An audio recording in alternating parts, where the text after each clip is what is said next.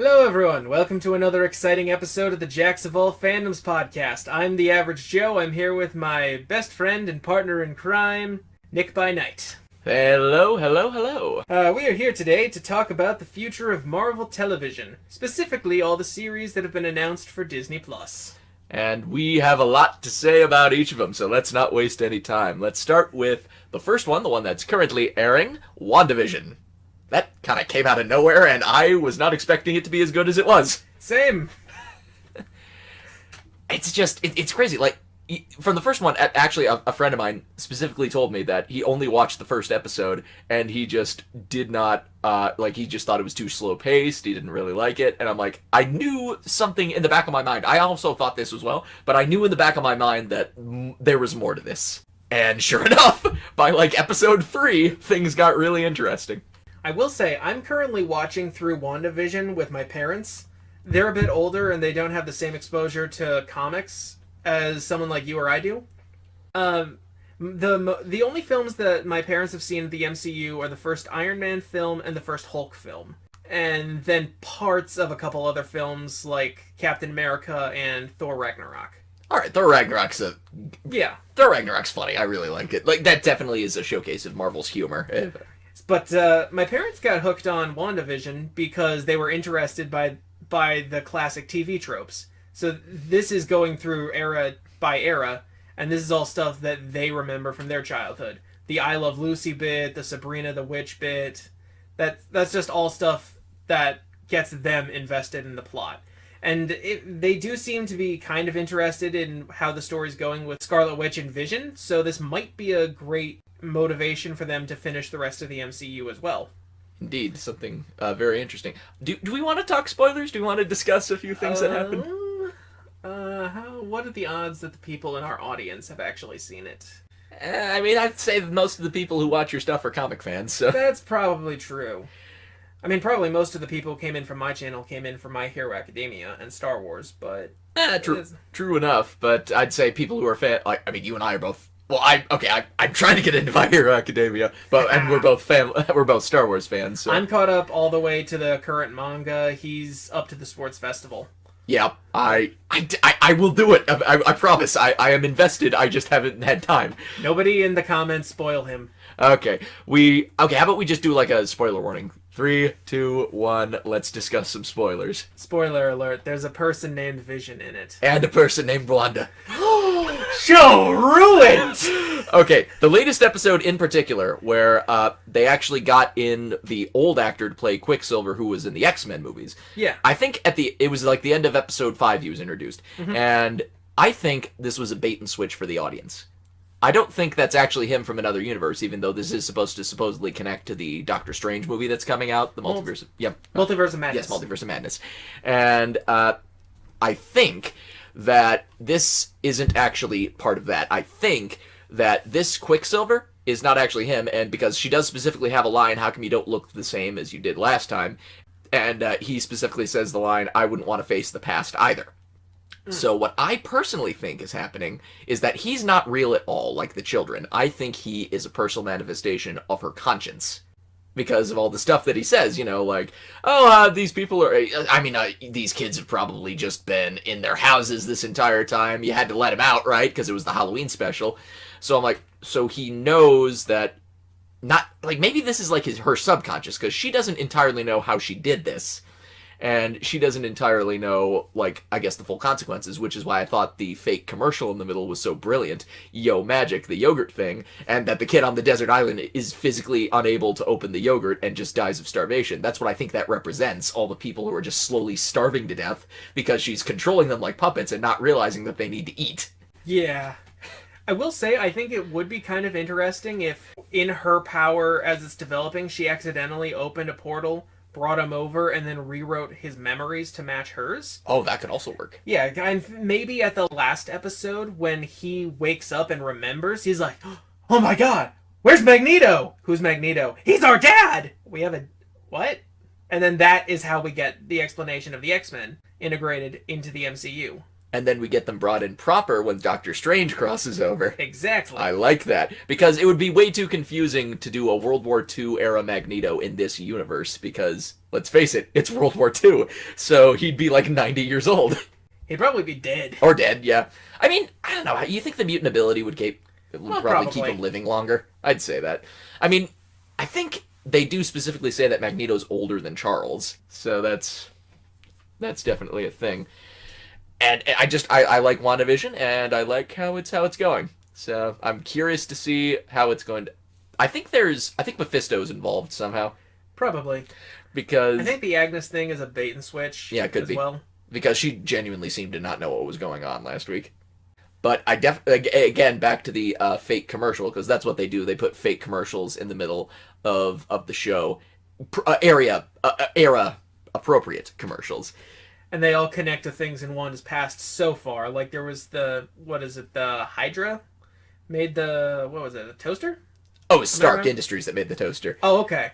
Because remember, she was trapped under the rubble with Pietro waiting for that bomb to go off, and the way that housewife flinches when the toast finally pops, like that must have been obviously a direct thing for that. And the Strucker watch, Baron von Strucker gave them their powers. And then I think it was it a paper towel commercial when Vision realized something was going on? Something brand paper towels, cleaning up the huge mess you made. Like some of them are more on the nose than others. Mm-hmm. So I definitely cannot wait to see where this show is going. I'm pretty sure at the time we're recording this, the next episode is going to be tomorrow, and I think it's... Oh, right. And I think they're going to do Modern Family, because they're going through the eras. The last episode took place in the 70s, right? No, it was like the 90s. It was like Malcolm in the Middle. So we kind of skipped over a little bit there. Yeah, I think the 80s was this very special episode where the dog died, and the theory is... Oh, that's right. And makes sense. And the theory is that, like, that was like the Full House type era, and I think the dog didn't eat something poisonous and die like they said. I think Wanda redirected the missile that was fired at them. And this is her way of coping with that. That's my theory, anyway. Because I know the kids... Clearly, Vision falls apart after he leaves the little portal area. So I doubt the kids are going to exist when they leave either. Maybe that's what Doctor Strange is there for. That's true. I mean, that is... Technically, it was a retcon, but that is part of canon, that her twins were just a manifestation of her powers, and she didn't realize it. Because, well, Vision's a robot. They can't really have kids. I guess you kind of could make the argument. I mean, they just need to make the baby-making technology from the Andros Stark storyline. Oh, yeah, the Andros Stark... Oh, yeah, the thing that they brought back in the comics because of Stark 2021, and it just sucks now. It's just really bad. I really don't like current Marvel. Fair enough. At least Life Story was good. Oh, yeah, Life Story was great. I love that. That was one of the few amazing things. And I heard Immortal Hulk is also really good. I just haven't read it. And Savage Avengers. Those are like the three things. I heard the Vision story from the guy who ruined DC was good. Yeah, Tom King's Vision was actually okay, as I recall. Actually, that's kind of what part of it's based on. That's why the dog's name was Sparky. Oh. I'm not really sure what else to say about WandaVision. I think it's good. I think it's interesting. I don't really know where they're going to go with the mystery. I mean, we have a few clues, but I don't know which one they're actually going to go with. Yep, all we know is basically the end point, which is going to be the second Stephen Strange movie. Right. And who knows when that's actually coming out. Yeah, it's not on the list. And then we have a making of WandaVision, which is just kind of whatever. This little documentary, I guess. And yeah, behind the scenes might be interesting, but like that's like a DVD collector thing. Like. But then we get to Falcon and the Winter Soldier. Thoughts, I guess? Well, I like that... Oh, here's the thing. Baron Zemo might have been one of my least favorite villains in these MCU movies. He was more of a plot device than an actual villain, in my opinion. He got the plot moving, of course, and he's probably one of the only villains, except arguably Loki, whose plan actually succeeded. But he was just kind of one note and bland. But I am excited that they're actually going to give him his mask. That was like the one that, like... Yeah. Baron Zemo has a very iconic mask, and the fact that they didn't use it was kind of... There's certain things that can always be pushed and pulled from the comics. Out of curiosity, Have you heard the idea that Thanos' weapon in Endgame is based off of the blades on the Thanos copter? That is hilarious. Oh yes, the double bladed. Oh my god, yes! That makes so much sense. How have I not seen that before? That is hilarious. Oh my god, I didn't even think of that before now. Mind blown. Okay, so back to Falcon and the Winter Soldier. I remember seeing the trailer. I thought, okay, this will be okay, I guess. Yeah, that's pretty much my thoughts too. It's just looks like it's going to be a fun action movie, but then again, the trailer for WandaVision didn't really let us know what we were in store for, and that turned out good. So, who knows? I don't know if we can actually get Spider-Man into this. I just want to have a scene of Falcon and the Soldier bullying him. Just, we've had this feud going on between, what is it, Anthony, Tom, and what's Bucky's name? Sebastian? Yeah, Sebastian. So Anthony and Sebastian have the thing where they're bullying Tom Holland all the time. And maybe not so much anymore because nobody can see anybody these days. But I just think that'd be a great reference. And I love how, the entire thing is just the joke of that Spider-Man beat both of them in Civil War. And that's just where the jokes come. I mean, the MCU actors, they always like to just josh around with each other. That's just kind of... I mean, they all josh around, but, what these two guys are doing, they'll just walk into interviews where Tom is there, get out of here, Tom! No one likes you! Nobody likes him, guys! Him with his stupid entourages and his stupid hair. Jeez, I was man. about to say, clearly it's not an actual exactly. feud. Clearly they legitimately like each other. It's just... Yeah, the actual feud lies with Captain Marvel and Thor. Yeah. Yeah. Because the less I say about Brie Larson, the better. I'll drink to that. I will also drink to that. But maybe it's...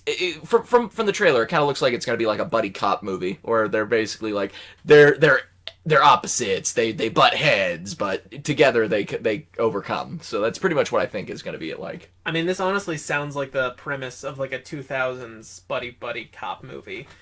Two ex-military. One has a cybernetic arm. The other has wings. How are they going to stop this crazy situation with a dude with a purple mask? I wonder if they're going to keep the thing in the comics where the reason he wears the mask all the time is because he accidentally super glued it to his face. That I was about to say, I'm making it sound funnier than it is, but the actual reason is that he made a super adhesive that explodes in his face so he can never take the mask off. That is the actual reason he has the mask on all the time. I did not know that. I was about to say, if they did that, I will give them props. I will, yes, you actually had this moron super gluing this purple mask to his face. That's good. And I did like the one joke at the end. Something that should have been said is that at the very end of the trailer, when they're just kind of glaring at each other, and I guess their commanding officer, I guess who the lady at the desk was, she's just like, oh, come on, boys, how old are you? I kind of wanted so bad Bucky to turn to her and said, you don't want me to answer that question. Either that or he just answers honestly. How old would he even be at this point? I mean, because I think the Russian, or was it Hydra or Russians? I don't remember. I think it was Hydra. Yeah. Yeah, it was Hydra. It was Russians in the comics. It's Hydra in the movies. They found him, they put the arm on him, and they froze him periodically and then unfroze him to do, assassinations. So, I don't know, is he technically older than Steve? Because he was frozen less time, but he was frozen less periodically, too. So I don't... Well, that could be an honest question. If she asks, how old are you guys? She's like, do you mean biologically or how long I've lived? Because there's a... Yeah, because there's a big difference, because we don't know how... I was born 100 years ago, ma'am. Well, I've been periodically frozen to assassinate people. It's a whole thing. You ever hear of the Kennedy murders? Yeah. And he's just he's just pointing his finger up on top of his head, I'm just thinking about that because I just watched an episode of Umbrella Academy. I'm watching through the first season. Have you seen it? I've seen the first few episodes. Okay. I haven't been... Again, that's another show that I said I would watch. I got to about the point where, spoiler alert, they quote-unquote kill the mother droid just out of mercy. That's about where I was at. And it turns out that the talking chimpanzee is... he knows something that he's not letting on. That's pretty much as far as I am. Oh, did I just tell you something that you haven't seen yet? No. Okay, good. No, I'm like halfway through episode 5. Okay, good, because I figured that was early on, so I figured that... In the recent episode, 5 is talking about all the stuff he did while he was on his time traveling. Oh, I did watch that. I was about to say I did watch that one where he Yeah. basically falls in love with a store mannequin because he's just the only person on Earth, and the time travel shenanigans prevent him from aging, and he's just going crazy. And that's actually like really good drama. I actually really like the ideas behind this. Well, they reveal.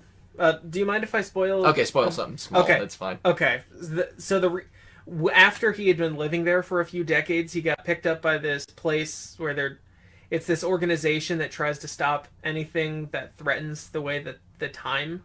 Oh, time is works. that the people with the animal masks? Mm-hmm. I was about to say. Okay, so that's okay. Yeah. They reveal that his last mission he did with them, he was supposed to kill John F. Kennedy, and he didn't, and someone else did it anyway. Which I just think is funny. Yeah, it's just that they got what they wanted anyway. It's just that's an entire thing that people joke about, like the different Kennedy assassinations. Nothing bad ever happened to the Kennedys. Oh God, Clone Eye. That's something I gotta tell you about in a future podcast. I just know the memes. Oh, look, your funny words, Magic Man. All right, so are we done with Falcon and the Winter Soldier? I think so. All right. I like how most of it wasn't even Falcon and the Winter Soldier. We just talked about other stuff. Well, to continue that trend, I noticed that Falcon and the Winter Soldier is only 6 episodes. Clearly, they aren't as confident with it as they were with WandaVision. Either that, or they just didn't have as much of interesting content to work with. Or they're longer episodes. I mean, they did say that the last couple episodes of WandaVision are going to be like 40 minutes. Oh, geez. Okay, Yeah. That's going to be long. So the Black Widow movie, that's been... Well, we were supposed to get that before the pandemic started. I'll be honest, I have no thoughts on Black Widow. I didn't really think the trailer was all that special. I didn't really think it was going to be all that great. I thought that it had the potential to surprise me. So Yeah. that's why I know it's supposed to be... what is it set between? Civil War and the Snap? I believe that. Yeah. It's like the intermediate time between Civil War and the Snap when everybody was on the run, right? Mm-hmm. So I feel like Black Widow going back to Russia, meeting her old stuff, and trying to dismantle the Red Room is pretty interesting. Yeah. And the Red Guardian, who's supposed to be the Captain America equivalent, I feel like, him being a more jokey Russian Captain America, and then them kind of being like some sort of twisted family, I actually kind of like the idea of that. That's fair. Just looking at the trailer just looked very boring and by the numbers. The one thing I don't like is Taskmaster's design. Fair. Taskmaster is one of the coolest bad guys in Marvel canon, and with the skull face, and his we should probably just talk about Taskmaster because at least this one is somewhat related to what we're talking about. True. Taskmaster, aka Anthony Masters, his real name is Tony Masters, is he got this failed version of the super soldier serum that enhanced his physical thing. Everybody has a dollar store version of the super soldier serum in these comics. I mean, even the Hulk got his start as maybe a dollar store super soldier. Yeah, that's basically what the original implication was, definitely. And Black Widow has one, at least in the comics. Just a Red Guardian is the Russian equivalent of Captain America. But he did have this power. I guess they never explain if it's mutant or he's just like some sort of savant. But even when he was a kid, he had this power to copy people's actions just by looking at them. So that's how he can copy fighting moves.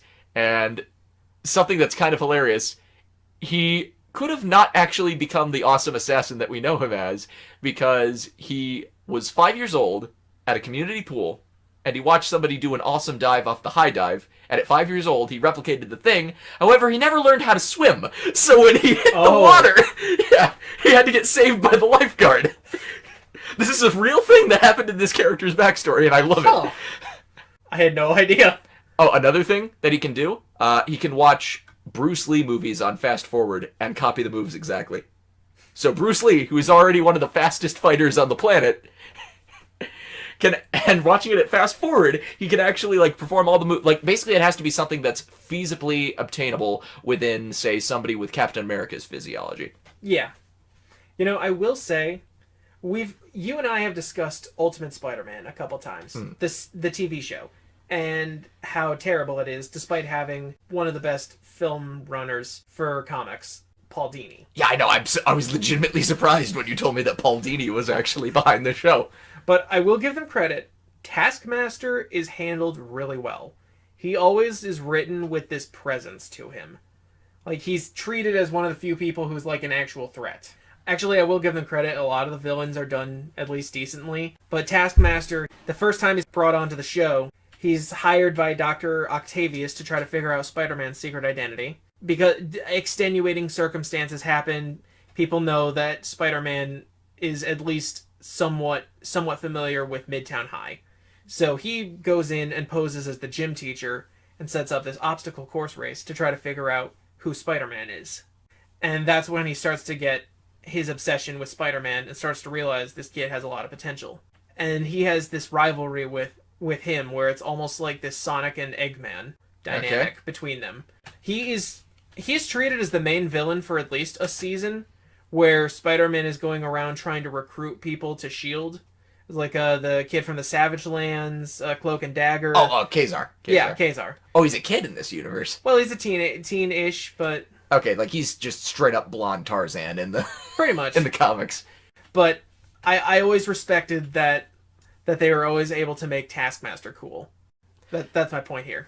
I was about to say, I did remember you told me that he didn't suspect Peter Parker at first because he was doing the wimpy act, and he's just like, oh, no way, that kid. What I personally think would have been better is if, because Taskmaster, he can absorb tiny little quirks and stuff, he's just like, this kid's faking it. I gotta keep an eye on him. Like, that seems like, I feel like that would have made it a little better. But yes, Taskmaster has a cool design with the skull, and it's just, his design in the Black Widow movie just looks kind of bland. He looks like a Power Rangers villain. He doesn't look like... Oh, but I will give him this. So did Obi-Wan Kenobi. Oh, yeah. Birds of Prey. Birds of Prey, AKA Harley Quinn and Friends. Harley Quinn and Friends, and not even the good Harley Quinn from Suicide Squad. This is the watered-down version. I really hope that James Gunn's Suicide Squad movie fixes her character, makes it cool again. I honestly, I think James Gunn, that I know this is not one of Marvel's lineup, but I am excited for Suicide Squad 2 by James Gunn. So it's tangentially related because he specifically said he's going to do this movie first and then go back to Guardians 3. And yeah, I will give him credit for that, respecting the contract and telling Disney, you can wait.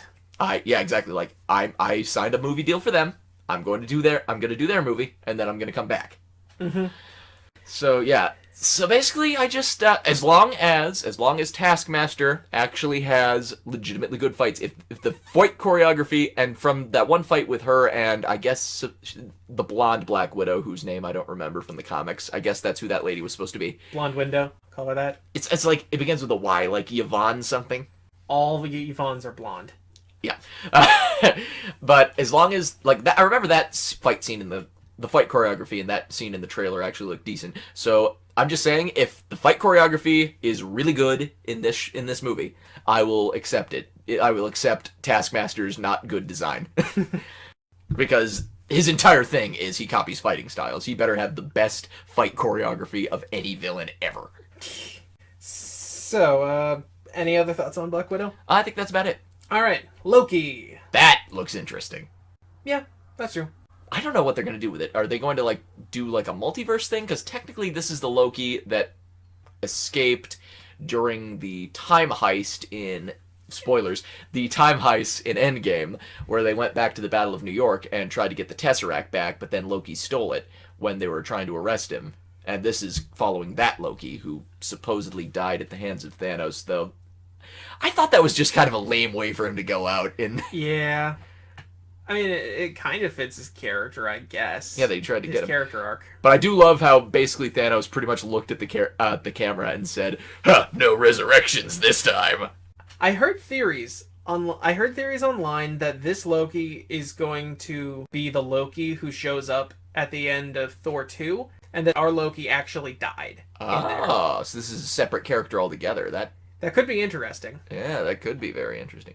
So he's the Loki that died in... So Thor 2, you see Loki die, and then he stays dead. And then the new Loki that we see, who escaped from the Avengers timeline, he hears that Loki's dead and decides to step in this opportunity and resume the timeline as if nothing happened. Ah, that does make an interesting theory. That he's the one pretending to be Odin, right? Mm-hmm. Ah, that does make a lot of sense, which is why he's a little more noble. Yeah. So it's not a whatchamacallit, it's not a continuity flub that he acts somewhat differently in Thor Ragnarok. It's actually a character growth that we get from this. That would be interesting. And the theory of the whole timeline thing is that, hey, if Cap wasn't there, then how is he an old man there? And my theory is, and somebody else pointed this out, he might have been one of the pallbearers at Peggy's funeral, and they just kept their marriage on the down low. Because there was an older man who was one of the pallbearers at her funeral. You know, I'm going to be honest, I really wish that they had made Stan Lee play Old Man Steve, and then reveal that that would have been such a nice touch. That could have been recorded before his passing, though, so all they had was that one bit in his set. I honestly, I will agree with you that the weakest Stan Lee cameo is in Endgame, though. Yeah. It's just him, like, woo, in the car in the 70s. And what I kind of wanted, and it would have been equally short, but I think just as powerful, because we already know that he's an informant for the Watchers from Guardians of the Galaxy 2. Mm-hmm. If he just was somehow in the background of the time portal room, and after they all went, he just kind of steps out from behind a box, salutes him, and says, "Godspeed, heroes." I honestly think that would have been better. It's short and simple, and it's to the point. I honestly think that would work. This is kind of coming out of nowhere. It's a side thing that relates to this. You remember I told you about that one Spider-Man My Hero Academia crossover that made me actually cry? Mm-hmm. It made me cry several times. One of the things they did, because this series was being released chapter by chapter, and around the same time that Stan Lee passed, they put out a chapter where Stan Lee is resurrected by the Soul Stone temporarily, and he spends an afternoon with Peter Parker. And it's really well written. I'd say this is better than most Marvel comics today. Yes. That's a pretty low bar, I know. Yeah, I was about to say, that's a pretty low bar. Still, I just remember reading that, and then Stan at the end of it, after having this nice, pleasant conversation with Peter, taking him out to lunch. So are we going 90s Spider-Man cartoon laws, like logic, where somebody told him that he's the creator from another dimension, or? No, this is just a Stan. Actually, in the chapter, I think he's even reading a knockoff Spider-Man comic. Oh, so he's just a guy. Okay. Yes, but he takes Peter to his grave at the very end, and then hands him the stone, and has a tearful goodbye. And it's just so sad. I know, it legitimately almost made me cry in the theater, but Stan Lee's cameo in Spider-Verse, because it was just so perfect. It happened just after he died. I almost cried in the theater. And it's just such a tearful, because Spider-Man was his favorite. He made no qualms about that. Mm-hmm. So definitely he had to make one awesome final cameo, and I'm glad that it was Into the Spider-Verse, because technically wait, did that come out before Endgame? I don't remember. I'm pretty sure it was after. It was after Endgame, I thought so. Yeah, so that is just a perfect send-off for him, in my opinion, so I'm glad that happened. So Loki is going to be some sort of political thriller, because it looks like he's teaming up with some government-type guys. Mm-hmm. He's joining some sort of organization, and it looks like he's going to be I guess, the Bureau from Hellboy, and just looking at mystical stuff throughout the thing, because I know they referenced the 10 Rings from the Mandarin, so he might actually show up, the real Mandarin, That'd be cool. Not the Trevor Slattery version from the Iron Man 3. I think the actual Mandarin is going to show up, so that might be interesting. You gotta understand, I still remember the Mandarin from Iron Man Armored Adventures, and that series had an amazing Mandarin. I'm just so sad that they butchered him in the movies. Well, like I said, that wasn't the real Mandarin, so... Exactly, but my experience of the Mandarin is he's basically Thanos with a mafia behind him. That's true, he's human Thanos, and I like I said, I've never seen it, that's on my list, Iron Man Armored Adventures, but his armor design is awesome. I love that guy's armor design. The black with... He looks like... What's the black crystal Pokemon? Nihilus? Something like that. Let me look that up. I should know this. You keep talking. I'm just gonna Google this real quick. Yeah, sure. It's just that is such a cool design, and I think Loki would probably have a nice little thing if they made him more serious. Like you said, he's Thanos with a mafia tie-in. He just was this organizer of a bunch of mystic and somewhat alien artifacts, and then he just goes to stop them. That would be pretty interesting. I think I'd like that show. I like how like we don't. Again, this is kind of a trend with all the Marvel trailers. We don't actually know what they're about. We just see cool stuff happening. Mm-hmm. And I think that's on purpose, like keeping it vague, so we don't actually know what exactly it entails. But I like the idea that there's just a bunch of mystical stuff, and they're like, hey, we know you're a time anomaly, so how about you work for us, and we don't report you to whatever we report to.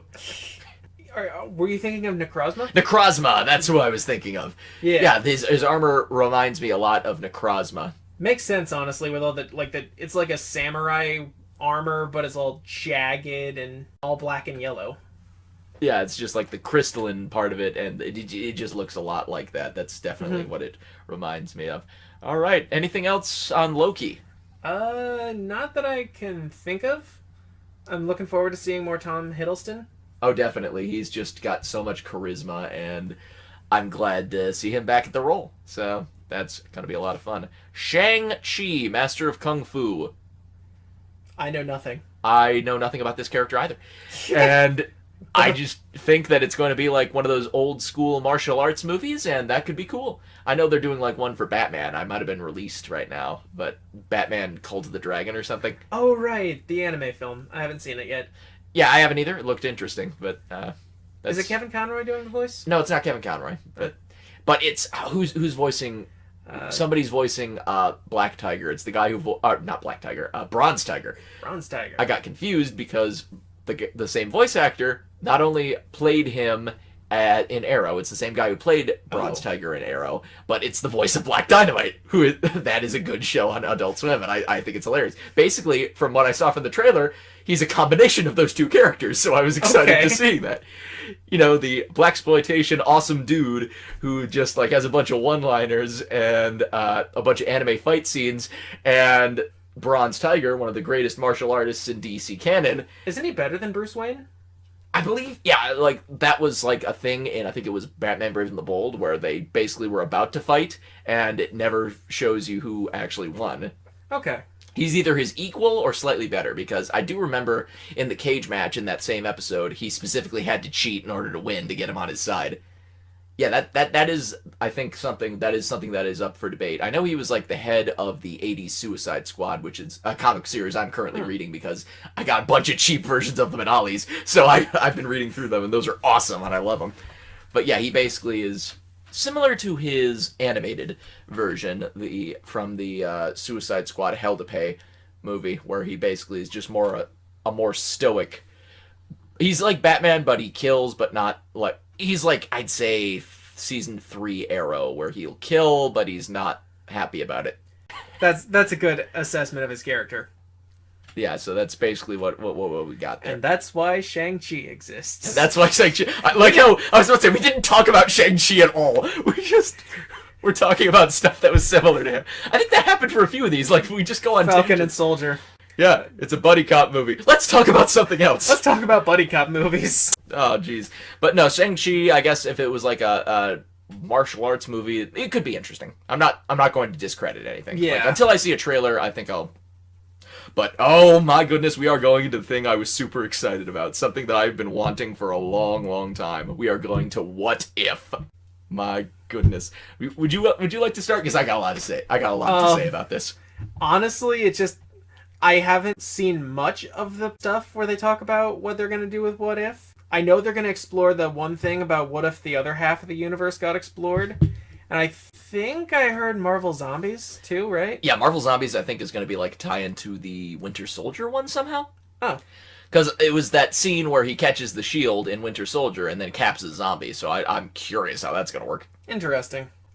Is it going to be like every single episode explores a new concept, or is it going to be an anthology? Think, from what I know, it's going to be it's going to be anthologies. Each episode's a different universe. Okay. And I think what they're going to do is the basis is each one is an MCU movie that they're discovering. Like, what if one tiny thing changed in each movie? It's specifically alternate universes branching off of the MCU. So are we going to have much of the original cast? Like, is Robert Downey Jr. coming back? I think Jeff Goldblum accidentally leaked that he is in fact part of the cast. Oh, cool.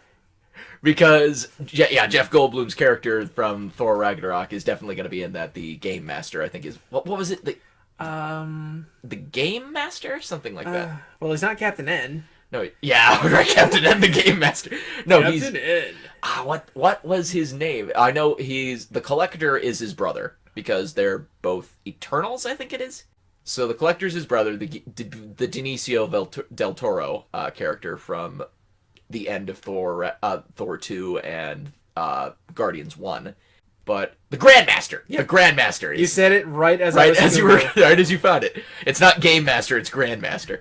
But I just thought games because, the gladiator arenas. So, obviously, if Jeff Goldblum's there, that means the Grandmaster is going to be there. He accidentally confirmed Robert Downey Jr., so that's cool. There's going to be one version that's interesting. This is the Captain America thing. What if his body physically could not handle the super soldier serum, so instead they gave it to Peggy? Oh, right. I think I saw a promotion for that, right? Yeah. He's the Iron Patriot? Yeah, he's the Iron Patriot, exactly, because... Arnold Stark, because he wanted to fight still, gave him basically the Ironmonger suit, not necessarily the Iron Man, because his is much bulkier. So it's just cool. Captain America, Peggy, and Steve Rogers in the Ironmonger suit taking down Nazis. That is going to look like it's going to be an interesting episode. The one that I'm curious about, though, is this is unfortunately the final thing that that Chadwick Boseman recorded before his untimely passing. It's what if Star-Lord was T'Challa. As in, what if T'Challa was taken away instead? Yes, by Yondu. Will he still have the same personality, or...? I don't know, because, that was a thing, because he basically, you like the stars, don't you, boy? Oh, I've looked at them my entire life. I've always wanted to explore them. Oh, you gonna fit in just fine!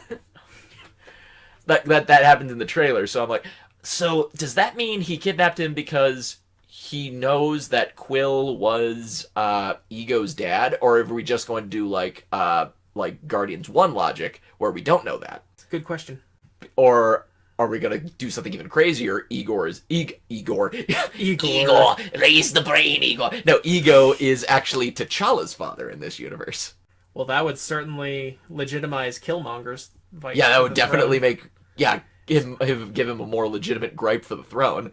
Oh, that means that Shuri would have to be the one who's training to fend off the other guy. I mean, I kind of think that's their plan. Just going forward, I think that's their plan, because unfortunately Chadwick Boseman passed away and we can't really do anything. I think that is what they're planning on doing, is making Shuri the new Black Panther, which there is comic, that's what happens in the comics too, so it's not like that's unheard of. But it's just unfortunate that we didn't have more stuff with Mr. Boseman, because he was an excellent Black Panther. And he was. It is unfortunate. I don't want to say anything, but I do prefer the Black Panther from the Avengers cartoon, Avengers Earth's Mightiest Heroes. That's just what I grew up with, so I just like his personality there more. It's nothing against Chadwick Boseman. It's nothing against his amazing portrayal of the character. That is just... He's the more stoic. He's more stoic in the cartoon. He's more wise beyond his years than he is in... Is it fair to say that the least interesting character in the Black Panther movie was Black Panther? I mean, it's... Kind of? Kind of. Technically, in, say, Batman Returns, the second Tim Burton one, yeah, that's basically the thing. The least interesting character in Batman Returns is Batman. Everybody else is far more interesting. So I don't really think that's that's a bad thing to say. I mean, that's just kind of the world it's built in. You got to make the antagonists and everything else interesting in order to make the hero overcoming it more palpable. That's why. I don't know. I have a couple problems with the Black Panther movie. I guess we're kind of getting off track. Anything else to say about What If? I really enjoy the concept, because alternate universe anything in alternate universes is one of my favorite tropes in science fiction and everything. So the fact that they're specifically using MCU divergence is very interesting to me. And the art style actually is really cool too. That cel-shaded 3D look that kind of looks 2D. That's an interesting art style, and I think it should be used in more things. I hope there's no Captain Marvel in this. Speaking of which, oh no! the next segment, let's talk about Miss Marvel. Oh, Miss Marvel. Yep. Oh no! Like, we don't really know too much about this show, do we? Like, I don't think. Not much. I was about to say we just got that picture of her at the whiteboard, and that's pretty much it, as I recall. Like, just that thing at Super Bowl. We never actually got it's basically just a glorified teaser. We don't even know what it's about, and. The problem with Miss Marvel as a character is that she's very inconsistently written throughout the comic books. True. It just depends on who's writing her at the time. So the fact that she doesn't really have a consistent personality isn't really isn't really going to help with adapting her for the screen. Though I did hear, I haven't played it myself, that her role in the Avengers game that was on PS4, basically the one that's supposed to be like this super grinding mess that nobody liked because you have to grind constantly in order to do anything. And the only playable character, as I recall, is Thor. Like, that's the only one that people actually enjoy playing. But I did hear, however, the story was good and that they liked what they did with her character. So maybe if they took inspiration from the game, and maybe also added, like you said, the fact that she's a super fan of... Yeah, exactly. I think her character is at her best when they talk about the fact that she is a fan fiction writer geeking out about meeting these people in real life. That's honestly when she's most entertaining. One of my all-time favorite moments with her is this time in the comics where she first meets Wolverine. The first thing she tells him when she meets him, my Wolverine and Storm in Space fanfic was the third most upvoted story on the website last month. And he's like dismissing it for a second. He's like, yep, sounds great. But then he thinks about it. Wait, what was the most upvoted? Cyclops and Emma Frost's romantic vacation in Paris. This is the worst day of my life. I like the idea of Wolverine is genuinely upset that Scott outvoted him. Like, he is so bad. Oh, I was about to say, I don't know if I've told you this, but there was this event in Marvel Comics. Well, we know the Secret Wars sequel. That was where basically Doom became God Emperor Doom, which is an awesome title. God Emperor Doom. He'd still lose to Emperor Joker. That is true. He would still lose to Emperor Joker. But he basically created this entire patchwork realm called Battle Realm, all the different multiverses into a single planet. And the 90s X-Men cartoon was there. And there was this entire thing, and it was a joke on censorship in 90s cartoons. It was entire thing. It was, I forget the name of this character, but it's the female clone of Professor Xavier in the comics. And basically she's just evil because Xavier in the womb knew she was evil and tried to kill her. Joy. Dark. But no, in this version, she's just a female clone of Professor Xavier, currently possessed by the Shadow King, which is Storm's old enemy. Again, this is if you've watched the 90s X-Men cartoon, you know about this. But, basically, she turns the few X-Men that joined her side that she managed to convince with her psychic powers into like these PC versions of themselves, which is hilarious. It's an entire commentary about all the stuff they weren't allowed to get away with in the 90s TV show, and it's hilarious. And she's trying, later, it's hilarious what breaks him out of it, because there's this car wreck and he's trying to get this lady out of it, and there's so much mangled metal he can't really do anything with his regular strength because he doesn't want to pop his claws because of the whole PC thing. And then she's just like, well, can you see if anybody's around, like Cyclops? Shink. Like the claws immediately come out the second she mentions Cyclops. That is hilarious. You know my favorite joke about censorship in comics? Is this old She-Hulk comic, back when She-Hulk was a good character. Oh, we will get to that crap, because I am not looking forward to that show. Okay, so, is that in our list? I don't think that's coming I don't think it's coming this year, but it was in the Super Bowl ad. Oh yeah, okay. So, there's this old She-Hulk comic where somebody asks her, She-Hulk, how come the suits that you and the Hulk wear never rip and tear? Like, you know, you're going around being these huge monsters. How does that work? And she's like, oh, I just have a really good tailor. And then she pulls out the tag on the back of her suit. and it's labeled the Comics Code Authority. That's pretty good. I get it. That's a good joke. That explains the magic pants. How, like, he just the purple pants that never seem to stretch or rip, whatever.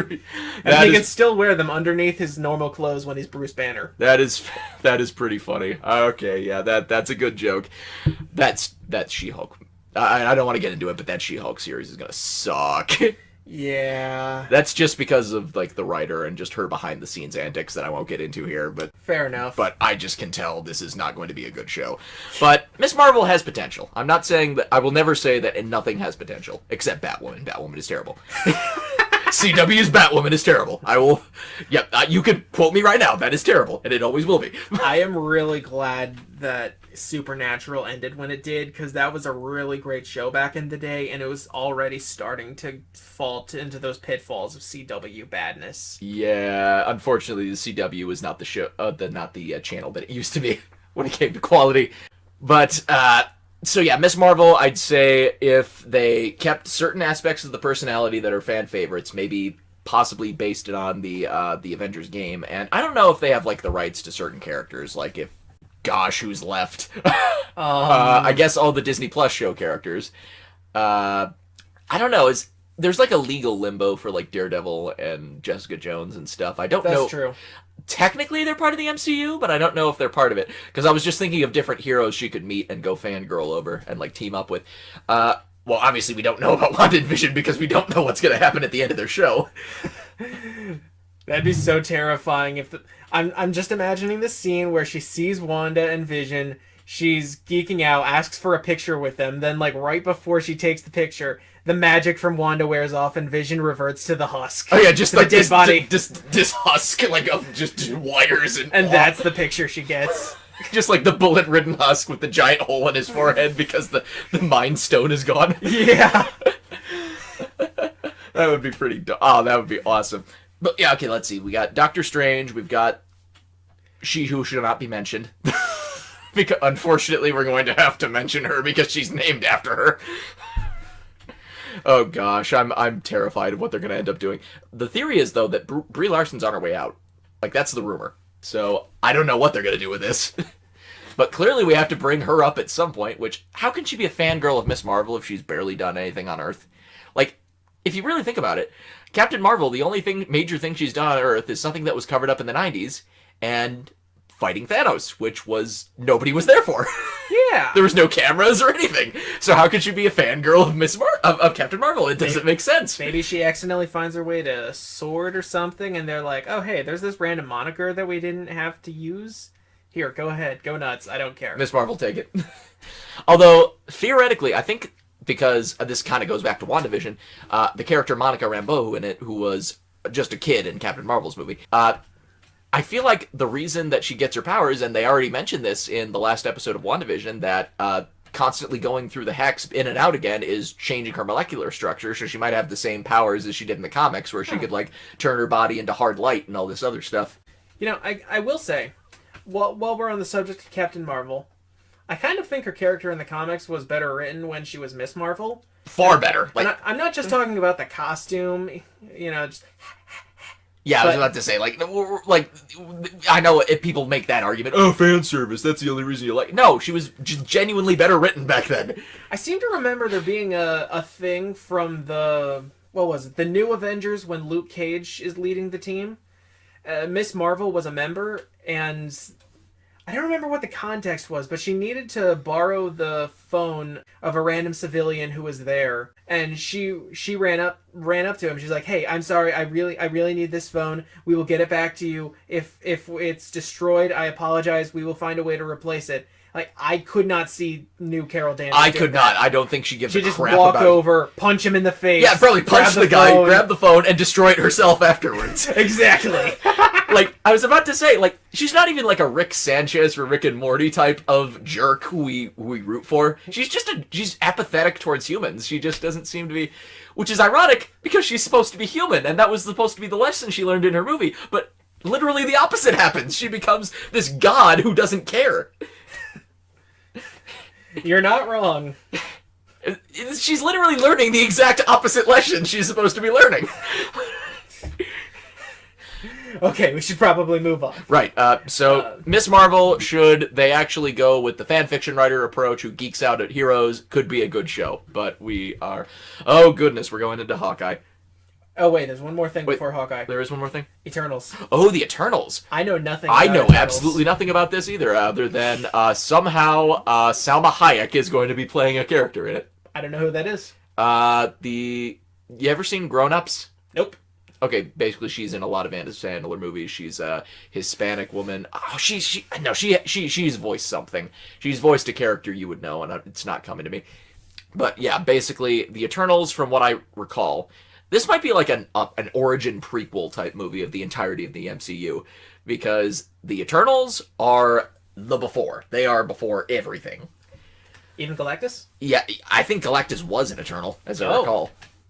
Or no, he might have been a cosmic leftover from the previous unit, something like that. It does tie in. The Eternals do tie into his backstory, but actually, in specifically the miniseries Earth X, the Eternals are responsible for having superpowers in the first place. That's just solely for that. Basically, what they did is how they explain how superheroes exist. Superheroes are basically the antibodies fighting off infections for planet Earth, because what's growing inside of it is a celestial. Oh. Yes, that's the reason we have superpowers, superheroes defending the Earth, is because they are protecting Earth as an egg, as the biological defense system, as the egg grows inside. Unfortunately, what they don't realize is, once that egg hatches, we're all dead. That was what I was going to say next, actually. That's the obvious question. Yes, but that is basically what they found out, that yes, once that thing hatches, we are dead. And basically what happens is, it's kind of interesting, because it gives a new context for Galactus. Galactus is not the destroyer of worlds. He's stopping the celestial plague from destroying planets. That is an interesting new context that was never brought up. I don't know if they're going to use this storyline. They're probably not. Probably not. But that's the main Eternals thing that I know of. I wonder if we're gonna get a reference to Galactus's teenage daughter if we get. Oh, not Galactica. Oh, not Galactica. I never actually read this stuff. I haven't either. I just know it exists. And I know it's shameful. That sounds like the premise of an anime, honestly. It does. Honestly, I would watch that. I'm pretty sure it is. Like, that's what they were going for, like, because there is definitely manga inspirations from the comic. I've just seen the screenshots. Well, I would definitely watch that anime. High school romance, except your lead is the child of a... Destroyer of worlds! Exactly! That's gonna be the weirdest Meet the In-Laws day for whoever gets dating her. Hello, I am a gigantic, basically, ball of... Because... You know what? The stupidity of the second Fantastic Four movie of him being a cloud actually relates to the comics, because he's supposed to look like whatever species he's invading. When he invaded the Skrull planet and destroyed the original Skrull planet, he looked like a Skrull. That's why he looks like a big purple dude when he comes to Earth. So technically he is a giant space cloud, unfortunately. It's just that he should have turned into a person when he got to Earth, and he just never did. So I like the idea of that, is just like, yeah, I only look like a 50-foot tall dude in a purple spandex when I'm around people like you. So, like, what if Again, his daughter I would watch this anime. I wonder if his daughter is the same way. Just like, he looks like the attractive teenage version of whatever. Looks like the attractive teenage version of whatever species of whatever planet she's on. She's still a cloud. And she's still a cloud creature. That would be funny. If there's any mangakas watching this podcast right now, please take our advice. Yes, just strike up a deal with Marvel, or if not, just call him Schmunactus. Just like Schmunactus. Just make him obviously Galactus, but not Galactus. Depending on how satirical this whole show is, we can just call him not Galactus. Yeah, just not Galactus. Have him have like a little. Had a post-it note on his shirt. Hi, my name is... And then have Galactus crossed off.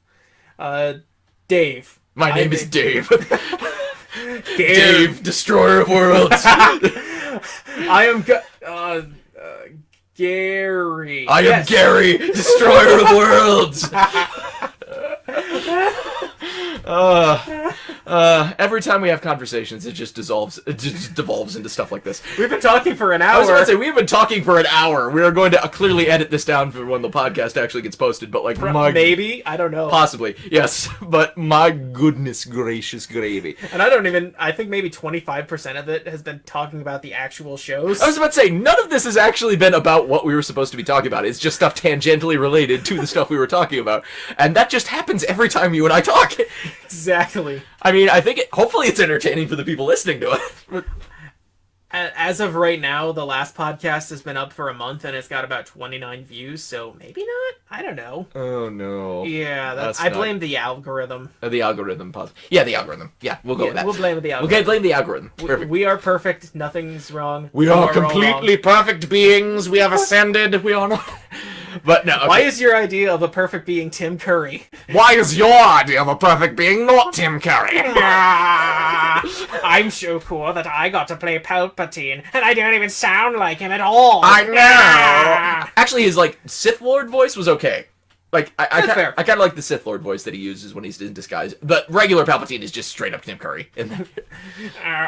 Speaking of Disney Plus, this actually tangentially relates. I kind of want to see the Bad Batch show that's coming up. That's going to be a continuation. Tarkin. Tarkin. So my question is, are they evil? Did the mutation in their thing that created the Bad Batch of clones actually overwrite the Order 66? Only the Godfather Dave Filoni knows for sure. Yeah, that's true. He has to release the show first. Give them credit. The guy who plays Tarkin and has been voicing him since, I think, 2013, it's the guy they got to voice him in the audiobook of the Tarkin novel that was released about a decade ago. So for the people who knew that the Tarkin book existed, it's like him literally stepping off the page. And if you can't get the original actor, that's the next best thing. Well, yeah, because he's not with us anymore. Long gone. Yeah. But, yeah, so that's interesting. Disney Plus has a lot of interesting Star Wars stuff headed out. The Ahsoka show looks cool. Rangers of the New Republic, with the whole Gina Carano thing. I don't know exactly what's going to go on with that. I'm still looking forward to Book of Boba Fett. Book of Boba Fett looked cool, too. I think that's definitely a continuation of Mandalorian for sure. It looks very interesting. And I guess the X-Wing, the Patty Jenkins movie, X-Wing Commanders, that looks pretty cool. Unfortunately, it's X-Wing Squadron, which is a comic series. It's based on the comic series, and I've told you that I have the entirety of that because of, again, Ollie's. Mm-hmm. Great if you're into comics and don't want to spend a lot of money.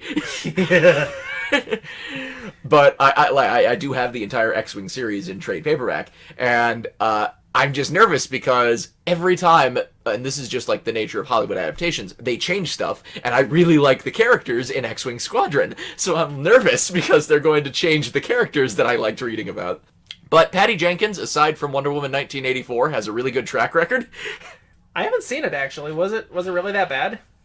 Picture a female Superman Returns with a little bit of Iron Man 3 sprinkled in. Yep. And then just, like, this weird plot about a monkey's paw. A monkey's paw, okay. Yeah, that's basically just, like, the main thing. Except, here's the thing. Nobody makes an unselfish wish in the entirety of the movie. I won't spoil anything, but okay. Not a single person makes an unselfish wish the entire time. And, again, not that you would really want Batman v Superman to make more sense in context, but the ending of this movie really makes it not make sense that she's been hiding away all this time. I mean, it didn't make sense the first time they did it. Yeah, I mean, like, at least when she goes into hiding in World War I, at least enough time has passed. That's, like, the 1800s. Mm-hmm. So, like, at least enough time has passed for people to forget. But Maxwell Lord is legitimately entertaining, though. I will give him that. It's like Nick Cage. He is Nick Caging his way the entire movie. Wasn't he played by the Mandalorian? Was it Pedro Pascal? I heard people keep saying his name with this movie. I didn't know that. Basically, well, all I'm saying is that he's basically Nicolas Caging his way through the entire movie, and he's the most entertaining thing.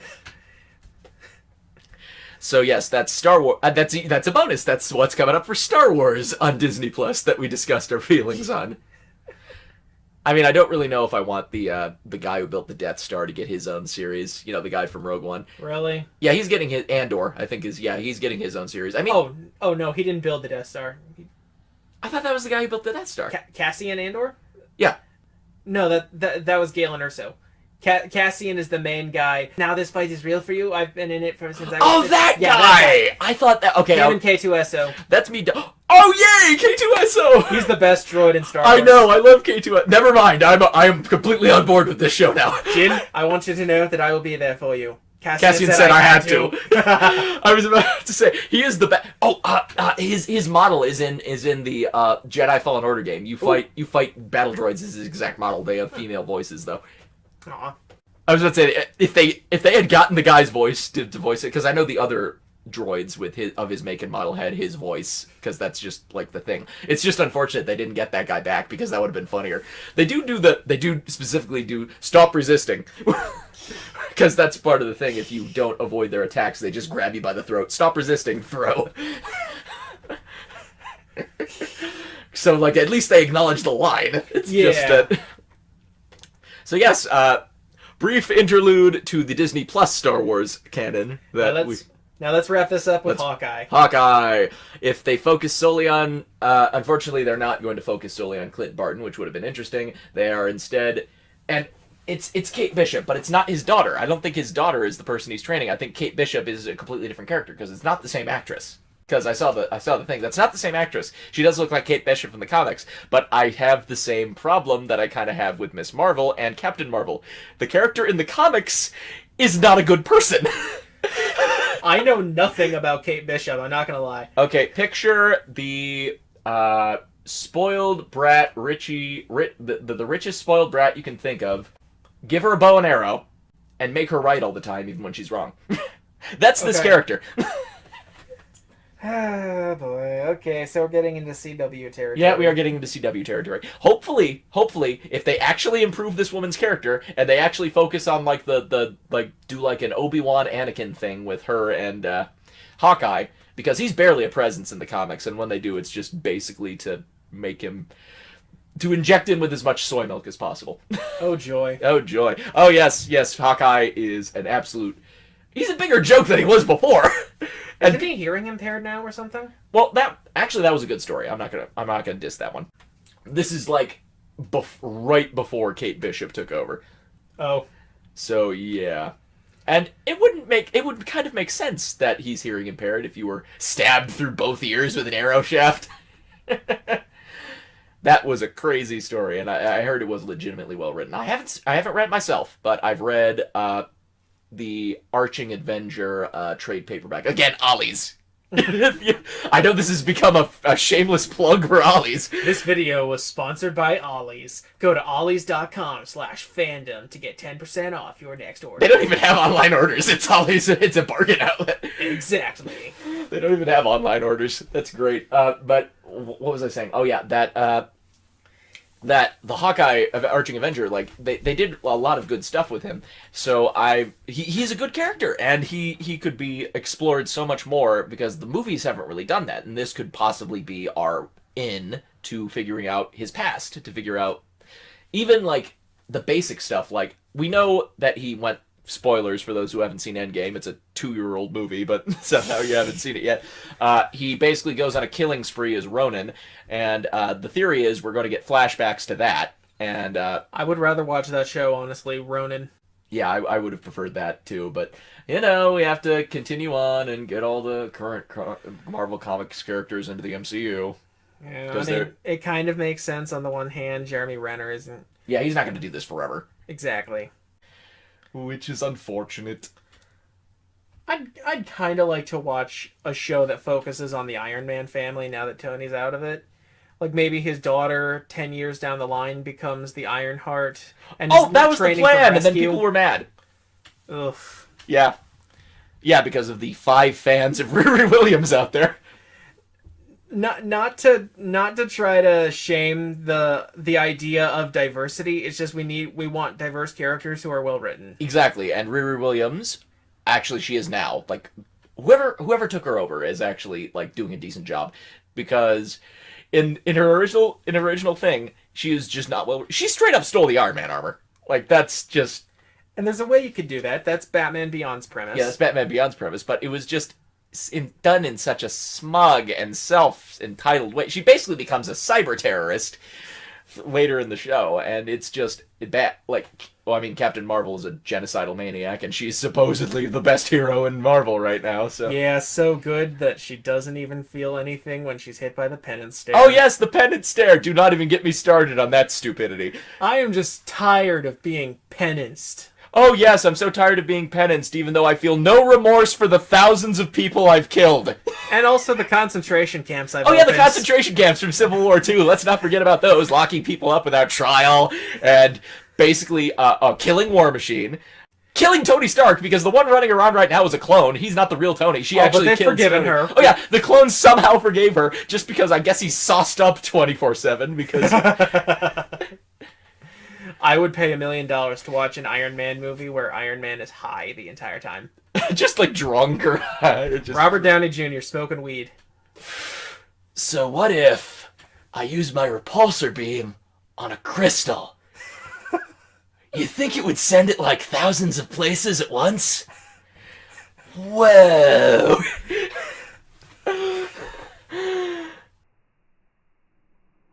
What were we talking about? Oh yeah, Hawkeye. Oh yeah. Oh yeah, the Hawkeye show.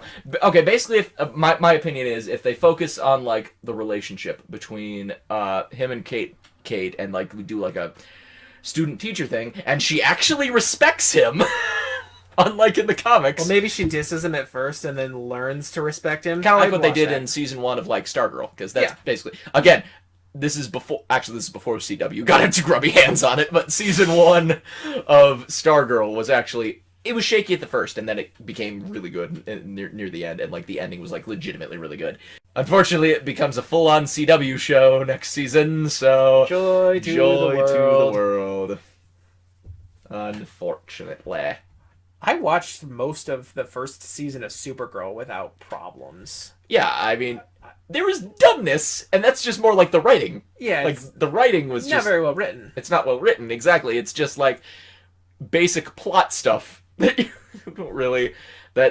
Okay, I was about to say it's nowhere near as bad as Batwoman. Mm-hmm. Because Batwoman doesn't even have scene-to-scene continuity, much less episode-to-episode. I have not seen the newer episodes of Supergirl, but I can tell you it's about a 75% continuity from episode to episode in the first season. I can only imagine how much worse it's getting. Yeah.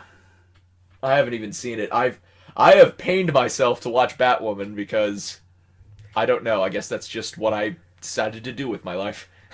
Let me think. As far as the Arrowverse goes, I was fine on the first, I think, 6 years of Arrow, and then I kind of faded off. I did the same thing with the third season of Legends of Tomorrow. I haven't watched season 3. I've seen first 2. Yeah, I saw the first couple episodes of season 3, and I was like, this isn't really interesting anymore. Which is a shame, because they have the best concept. Exactly. My biggest problem with Legends of Tomorrow, aside from the fact that Sarah Lance has no personality, but... I was about to say, she had personality in Arrow, but I guess they assumed that it would carry over without people watching. Yeah, she doesn't do much. She's just there to romance people and get drunk. That's all she does. But what was I gonna? Oh yeah, the Atom. I find his presence highly annoying now because he serves no purpose. When they bring him in with his suit, all he does is just punch people. Like they can't even shrink down. Exactly. They did a bunch of cool shrinking scenes in the first season, and then they just stopped. I remember that. No budget. Oh, they lost that explains a lot, actually. Yeah. I was about to say you can't even do like the 1970s trick of filming him on a separate set and then just making it look smaller. That can't be too expensive. YouTubers can do that. It'll look like crap, but they'll do it. Yeah, they'll do it. They just decided they'd rather not try anymore. Again, Batwoman is a perfect example. This is somehow getting a third season, despite the fact that the current episode that I was actually just telling him about this just now, that they have the lowest record low, like less than 400,000 people are watching this, yet somehow it's getting a second season. And the third. It's on the second season is what I meant to say. Mm-hmm. It's getting a third season. It boggles my mind that I told him this just like right before we were recording. I told him this that if CW just wanted to cut out the middleman and not air the show, all they have to do is draw out a bunch of money from their bank account, walk into an open field, get some gasoline, and we'll have the scene like the Joker in The Dark Knight. It's not about the money. It's about sending a message. And the message is that people will watch literally anything. It's scary how accurate that is. And that's why we like Hawkeye. Yes, that's right. Yeah, Hawkeye, that's what we were talking about. Well, it's at least going to be better than CW. Yeah, it's going to be... I will give it that. The MCU writers are more talented, except for maybe the one doing She-Hulk. I will not get into that, but... I had my problems with the Netflix MCU, but they had some really good storytelling. Yeah, I was about to say, I've yet to watch Daredevil Season 3. I know. Ooh. I know. It was the best one. It was the best one. I know. I just have words. I was about to say, I know it was the best season, according to many people, and I just haven't seen it. I know it's basically just almost a straight-up adaptation of Frank Miller's Daredevil Reborn, and it's just awesome. I heard it was awesome, and I still need to see it. It's on my list. It's on the many things that I need to watch. My Hero Academia, Season 3 of Daredevil, Death Note, a bunch of other anime you've told me about. What else? She-Hulk, but I'm not getting into that. Okay, fair enough. Which is a shame, because I love the character of She-Hulk pre-current year Marvel. Exactly. Because she was an interesting character, and not only was she a superhero, she was a lawyer, and if they had just done a goofy courtroom drama of her bringing in supervillains and doing like an Harvey Birdman attorney-at-law type thing with supervillains, that would have been awesome. I don't think that's what this show is going to be, unfortunately. I don't understand why they've done the thing in the recent comics where they've just decided to make her more like the original Hulk. I was about to say, like, if you've seen, like, if like, literally, it was just released in She-Hulk comics. It literally is Bruce Banner's Hulk with a ponytail and like a purple Wonder Woman t-shirt. She looks exactly like Hulk with a ponytail. That's it. Exactly. Like, if I wanted a Bruce Banner story, I'd read a Bruce Banner story. Why do you have to rewrite Jennifer? I know. The whole point of her character is that she retained all her faculties when she was in Hulk form. The whole thing about Bruce Banner is that he is supposed to be special in that he developed a second personality because of his childhood trauma, and that's why all the other ones still retain their normal personality and just become slightly more confident in their capabilities. Yeah, exactly what... Oh, I mean, Red Hulk was evil. Yeah, but he's still General Ross. That's true. It was more like obsession and stuff that drove him mad, and that was just exemplified to the nth degree when he transforms into Red Hulk. As a matter of fact, I'm pretty sure it was like a mystery who Red Hulk was for the longest time. But that's rather unfortunate that, unfortunately, that's what they're doing with Jen, even though she has no trauma to speak of. Well, I mean, she's been through some stuff, like, for her adventures. But it's not like childhood trauma that developed into a split persona, though. Exactly. Like, basically, She-Hulk is just supposed to be the more confident version of Jen, which is why she honestly remains in that form for the longer time. And that's actually where the interesting stuff happened. That she preferred being She-Hulk to Jen, and that's where the interesting stuff, she learned to love herself. And that was just like a huge arc that happened, and I really enjoy. Again, this is why she was such a good character, instead of just making her female Bruce Banner. Well, also that, and she was Deadpool before Deadpool was even invented. She was Deadpool before Deadpool. And I'm pretty sure even in the recent comics, they actually... They addressed that. They addressed that, and he's just like, yeah, you were me before me. And then she's just like, no, I don't care, I just want to be female Bruce Banner because objectification or something. I don't know. It doesn't make sense. And again, I'm not going to get into the whole political debate or anything. It's just not good storytelling. Like, again, I don't care if politics are included in stories as long as the story is good, is well told, and is not, like, beating you over the head with its message. That's when I get annoyed. It doesn't matter what like side of the political spectrum or moral or ethical spectrum it is. As if you don't hammer the point in every 5 seconds, I will be more invested in the story. Yeah, like that was my problem with Last Jedi. I mean, the Star Wars prequels had a lot of politics in it, but that was all meant to forward the plot. Last Jedi pauses the whole plot for about half an hour and says, "Hey, let's talk about capitalism." Yeah, capitalism bad. I was about to say, like, we kind of got like a subtle version of that in the prequels. So that's not really like... Well, that wasn't really capitalism as bad. It was more just the government is corrupt. Okay, yeah, I guess that's more accurate. But yeah. And again, it's just stuff that was interesting. Like, even the Clone Wars did that more. The one episode where she was escorting the children, that was like the final season before the awesome finale of the Clone Wars. Because again, if we're talking about Disney Plus stuff that they did right, they did that right. My goodness. But yeah, the fact that people don't trust the Jedi is just like subtly written in there, because they take kids. Well, obviously the reason they take kids so young is because that they don't want them to form emotional attachments, and thus like the reason that the Jedi code is so strict is because there'd be thousands of Sith Lords running around using their powers for evil. Now, interestingly, in Luke's Jedi Order, in the Legends canon, people today like to call him like a Gary Stew for some bizarre reason. Which makes no sense, because he's lost most fights he's been in.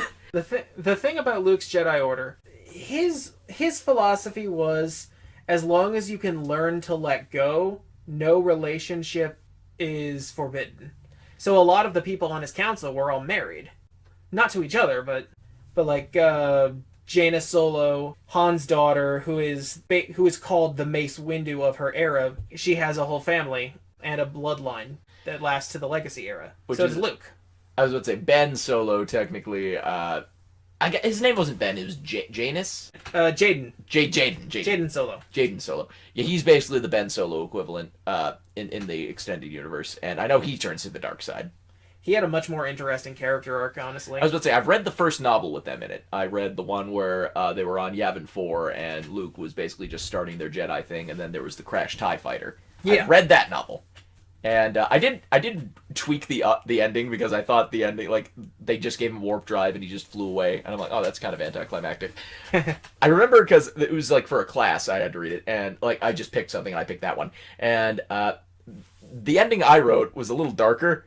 Basically, I had the idea that he was going to use the warp drive to basically kamikaze himself into the Jedi Temple, and then only a combination of the entirety of the Force users and the tractor beam from the Millennium Falcon is the thing that prevented him from crashing, and then it ended up exploding in the middle. Interesting. I was about to say, because, like, obviously this tractor beam from the Falcon wouldn't be enough, so, like, probably every Jedi in the temple also pushing back would probably cause this, so, like, I think that's a better ending.